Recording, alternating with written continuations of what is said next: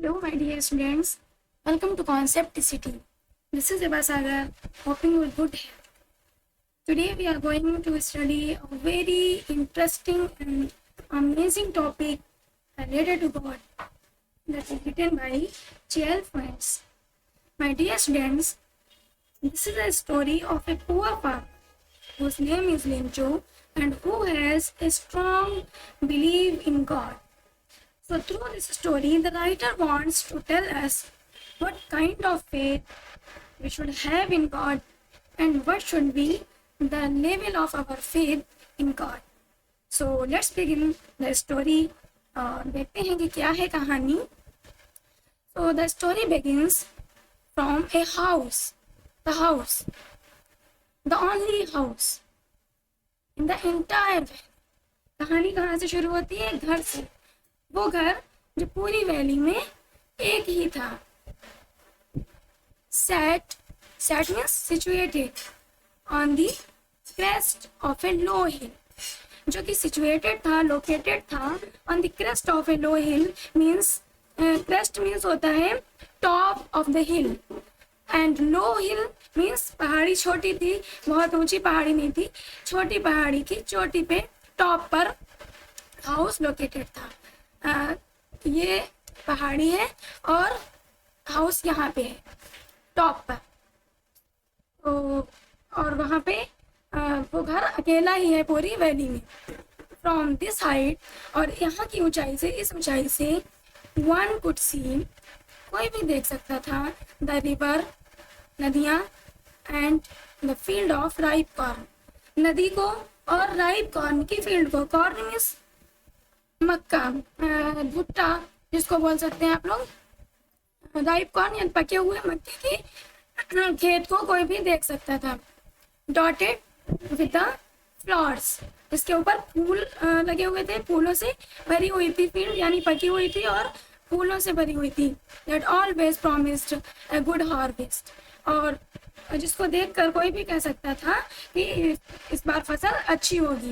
यानी फूल लगे हुए थे और फूलों को देख करके और उस पकी हुई फील्ड को देख करके ऐसा लगता था कि फसल बहुत ही अच्छी होने वाली है. The only thing the earth needed, और केवल एक चीज जिसको अर्थ को जरूरत थी, जिसकी वाजें वो क्या थी? डाउन पॉर ऑफ और एटलीस्ट ए शॉर. डाउन पॉर और एटलीस्ट ए शॉर मीन्स, डाउन मीन्स नीचे और पॉर मीन्स उड़ेलना, यानी कि नीचे कुछ उड़ेला जाए. और नीचे क्या चीज उड़ेली जा सकती है? पानी को उड़ेला जा सकता है. यानी डाउन पावर मीन्स बारिश, रेनफॉल, और एटलीस्ट ए शॉर या एक हल्की सी बौछार. अर्थ को जरूरत थी एक हल्की सी बौछार, यानी कि रेनफॉल की. सब कुछ फील्ड में था, हर चीज जिसकी भी जरूरत थी फील्ड को, खेत को, हर चीज वहां पर मौजूद थी, सिवाय एक बारिश की. थोड़ी सी बारिश की जरूरत थी, पानी की जरूरत थी खेतों को. थ्रू आउट द मॉर्निंग, पूरी सुबह, लेंचो, सुबह से लेंचो कौन है? Lencho was a poor farmer about whom the whole story revolves. इसके बारे में ये स्टोरी है, वही poor farmer Lencho. who knew, जो जानता था, his fields intimately, जो अपनी फील्ड को बहुत अच्छे से जानता था कि उसको कब और किस चीज की जरूरत होती है. क्योंकि एक किसान अपनी फील्ड के बारे में हर बात जानता है कि उसको किस वक्त किस चीज की जरूरत है. लेकिन जो जानता था कि उसकी फील्ड को हर चीज की जरूरत पूरी हो चुकी है, सिवाय एक डाउन पावर, एक शावर की बारिश की जरूरत है उसको. had done nothing else, और कुछ भी नहीं करना था. वो जानता था कि उसकी फील्ड के लिए कुछ भी नहीं करना है. बट सी द स्काई, वो सिवाय कुछ करने के स्काई को देखता रहता था कि कब बादल आए और बारिश हो और उसके फसलों को इस चीज की नीड है वो पूरी हो जाए. टुवार्ड्स द नॉर्थ ईस्ट की तरफ देखता रहता था, स्काई की तरफ, कि कब बादल आए और बारिश हो. Now we are really going to get some water. Women, this is speech spoken by Lencho. Lencho अपनी वाइफ से कह रहा है. And here you can see these are inverted commas. When we put these commas, we mean that this is a speech of a person, not the writer. यानी पूरी story कौन हमें बता रहा है, राइटर बता रहा है, बट यहाँ पे लेंचो की किसी कैरेक्टर की स्पीच है, उसके माउथ पीस से ये बुलवाया जा रहा है, इसलिए इसको इन्वर्टेड कॉमा में रखा गया है। लेंचो बोल रहा है now we are really going to get some water, अब हमें कुछ हम पानी पाने जा रहे हैं, यानी कि बारिश होने वाली है और हमें जो नीड है हमारी फसल को पानी की वो पूरी होने जा रही है। द वुमेन, औरत, हु वाज प्रिपेयरिंग सपर, जो कि सपर तैयार कर रही थी, खाना बना रही थी, रिप्लाइड, आंसर दिया उसने, यस गॉड विलिंग, हाँ अगर ईश्वर की मर्जी हो तो। क्या कहा औरत ने कि हाँ अगर ईश्वर की मर्जी हो तो ऐसा जरूर होगा।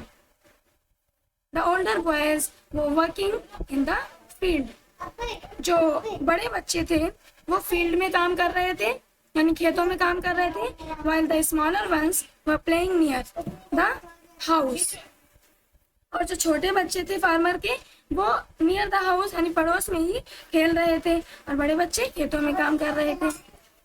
Until the woman called to them all, जब तक कि वुमेन ने सबको पुकारा नहीं, कम फॉर डिनर, आइए खाना खा लीजिए, खाना तैयार है। क्या कर रही थी, सपर तैयार कर रही थी, तो वो उसने अपने बच्चों को आवाज दी कि सब लोग आ जाइए और खाना तैयार है, खा लीजिए।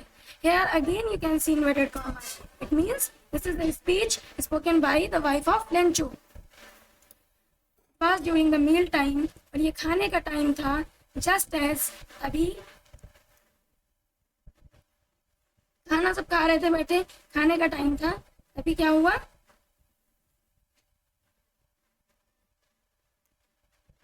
Lencho had predicted. Lencho had predicted means Lencho ने भविष्यवाणी की। Predict means to say something that is going in near future. Lencho ने प्रेडिक्ट किया, भविष्यवाणी की। प्रेडिक्ट मीन्स होता है something that is going to be in future. Big drops of rain began to fall. Lencho ने क्या कहा कि बड़ी बड़ी ड्रॉप्स ऑफ रेन यानी पानी की बड़ी बड़ी बूंदें बिगिन टू फॉल, गिरने वाली हैं, यानी कि एक हैवी रेनफॉल होने वाली है। इन नॉर्थ ईस्ट में huge mountains of clouds. Huge mountains of clouds means बड़े बड़े बादल, यानी बड़े बड़े बादलों के पहाड़।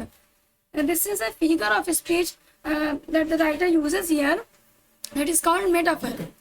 Metaphor means to replace one thing to other things, यानी कि एक चीज से दूसरी चीज को कंपेयर करना और उसको एक से दूसरी चीज को रिप्लेस कर देना।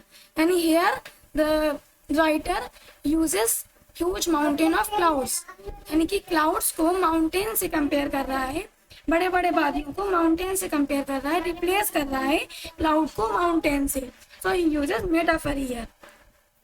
बड़े बड़े बादलों के पहाड़ could be seen approaching, देखे जा सकते हैं पहुंचते हुए, यानी कि अब बारिश होने वाली है और बादलों को देख रहा है लेंचो कि बादल आ रहे हैं, आसमान में बादल छा रहे हैं, तो वो प्रेडिक्ट कर रहा है कि बहुत बड़ी हैवी रेनफॉल होने वाली है। The air was fresh, air fresh है एंड स्वीट और बहुत मधुर है। The man went out for no other reason than to have the pleasure of feeling the rain on his body. बहुत बढ़िया मौसम है, प्लीजेंट वेदर है, तो जो मैं मीन्स लेंचो बाहर गया किसी और रीजन से नहीं, बल्कि अपनी बॉडी पर रेनफॉल का प्लेजर लेने के लिए, यानी कि बारिश की बूंदों का आनंद लेने के लिए लेंचो बाहर निकला, ना कि किसी अदर रीजन से। एंड व्हेन ही रिटर्न, और जब वो वापस आया, ही एक्सक्लेम्ड, वो बहुत सरप्राइज्ड हो गया। He was very surprised that और कहता है, क्या कहता है, he said that these are not raindrops falling from the sky. ये रेन ड्रॉप्स नहीं है, ये बारिश की बूंदें नहीं है क्योंकि आसमान से गिर रही हैं। They are new coins, बल्कि वो तो नए सिक्के हैं। Again writer uses here figure of speech, metaphor. He compares raindrops to the coins. यानी लेंचो कह रहा है कि जो रेन ड्रॉप्स हैं वो रेन ड्रॉप्स नहीं बल्कि नए सिक्के हैं। क्यों कह रहा है लिंचो नए सिक्के? क्योंकि हम देखते हैं कि एक किसान अपने खेतों में दिन रात मेहनत करता है और अपनी फसल को उगाता है, उसके अच्छे हार्वेस्ट हो इसलिए वो पूरी मेहनत करता है, अपना खून पसीना बहाता है खेतों में, ताकि उसकी फसल जब अच्छी होगी तो वो मार्केट में उसको सेल करके अच्छी इनकम, अच्छी अर्निंग करेगा। तो वो जो उसकी फसल को ज़रूरत थी रेन ड्रॉप की, अगर रेन ड्रॉप नहीं होता तो उसकी फसल अच्छी नहीं हार्वेस्ट होती, फसल खराब हो जाती। अब रेन ड्रॉप हो गई यानी रेनफॉल हो गया है, तो अब फसल अच्छी हार्वेस्ट होगी और जिससे उसकी अर्निंग अच्छी होगी, मार्केट में सेल होगा जब उसका अनाज, तो उसको अच्छी इनकम होगी।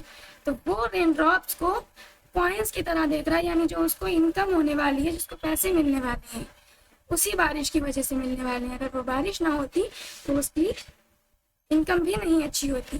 तो वो उसको बारिश की जो बूंदे हैं वो रेन ड्रॉप्स नहीं बल्कि न्यू पॉइंट्स नजर आ रहे हैं। वो कहता है कि the big drops are 10 cent pieces, जो बड़ी बड़ी पानी की बूंदे हैं वो 10 सेंट पीसेज यानी कि 10 रुपए के सिक्के हैं, एंड द लिटिल वंस और छोटे छोटे जो बारिश की बूंदे हैं आर 5 और वो 5 रुपए के सिक्के हैं। So writer uses here very beautiful figure of speech and he expressed these thoughts very beautifully. Now next with the satisfied expression, और बहुत संतुष्टि का एक्सप्रेशन देखा जा सकता है उसके चेहरे पर। He regarded the field of ripe corn with its flowers. वो अपनी जो राइप कॉर्न यानी कि मक्के की फसल थी, पकी हुई थी, उसको देखता था और बहुत ही सेटिस्फाइड एक्सप्रेशन उसके चेहरे पर नजर आ रहा था। Draped in A curtain of rain, draped means लिपटा हुआ, कवर्ड, यानी जब हम किसी चीज को किसी क्लॉथ से कवर कर देते हैं तो हम कह सकते हैं कि हमने उसको ड्रैप कर दिया है। ड्रैप्ड मीन्स क्लॉथ से कवर्ड, कोई चीज कवर्ड विथ क्लॉथ। तो इस टाइम जो उसकी कॉर्न की फसल है, मक्के की फसल है, वो ऐसा लग रहा है कि उस पर बारिश का एक पर्दा पड़ा हुआ है, बारिश के कपड़े से ढकी हुई है, यानी फूलों के ऊपर और फसल के ऊपर बारिश हो रही है, तो बारिश में ढकी हुई है पूरी फसल। तो ऐसा लग रहा है कि the crop was draped in A curtain of rain, बारिश के पर्दे से किसी ने उसको ढक दिया है। बट सडनली, लेकिन अचानक, a strong wind began to blow, एक बहुत हैवी स्ट्रॉन्ग विंड यानी तूफानी हवा बिगैन टू ब्लो, चलना शुरू हो जाती है, बहने लगती है। And along with the rain very large hailstones began to fall, और उस हवा के साथ बहुत बड़े बड़े hailstones गिरना शुरू हो जाती है। hailstones मीन्स ओले, जिसको आप बोलते हैं। ये ओले तो आप लोग देखते होंगे बारिश में, अक्सर आप लोग बारिश में ओले होते हैं तो उसको पकड़ने के लिए, उसको गैदर करने के लिए, कलेक्ट करने के लिए आप लोग बारिश में निकल जाते हैं, है ना, और मज़ा आता है हमें ओले गिरने। लेकिन हम लोग को मज़ा आता है, बच्चों को तो बहुत मज़ा आता है ओले देखते हुए, लेकिन किसान के लिए ये बहुत ही हार्मफुल होते हैं उसकी फसल के लिए, और उसको बहुत ही दुख देने वाले होते हैं, क्योंकि ओले जब पड़ते हैं तो क्या होता है, पूरी फसल बर्बाद हो जाती है, नष्ट हो जाती है, डिस्ट्रॉय हो जाती है।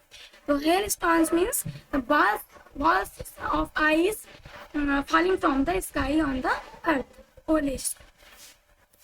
These truly it resemble new silver coins, और इनको सच में क्या कहा जा सकता है, new silver coins. Again writer uses metaphor here. और अभी बारिश की बूंदों को क्या कह रहा था, 10 रुपए के और 5 रुपए के सिक्के लगते हैं, और ये जो ओले गिर रहे हैं, बिकॉज ओले भी सिक्कों की तरह होते हैं गोल गोल, लेकिन ओलों का कलर कैसा होता है, हेलस्टोन्स का कलर वाइट कलर के होते हैं, आइस स्नो कैसी होती है, वाइट कलर की, तो वाइट कलर के हैं और सिक्कों की तरह, कॉइन्स की तरह है गोल गोल, इसलिए राइटर उसको कह रहा है ये चांदी के सिक्के लगते हैं, न्यू सिल्वर कॉइन्स, नए चांदी के सिक्के लगते हैं।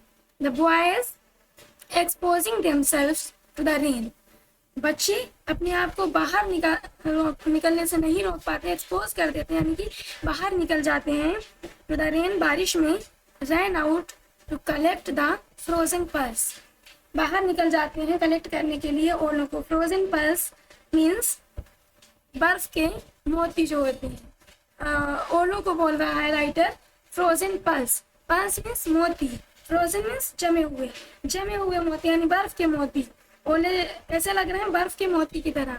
Again writer uses a figure of speech frozen pearls. He compares hailstones to the frozen pearls, यानी कि बर्फ के मोती चमक रहे हैं सिल्वर कॉइन्स की तरह और एकदम मोती जैसे लग रहे हैं। तो बच्चे उनको कलेक्ट करने के लिए रेन में दौड़े हुए भागे हुए बाहर निकल जाते हैं।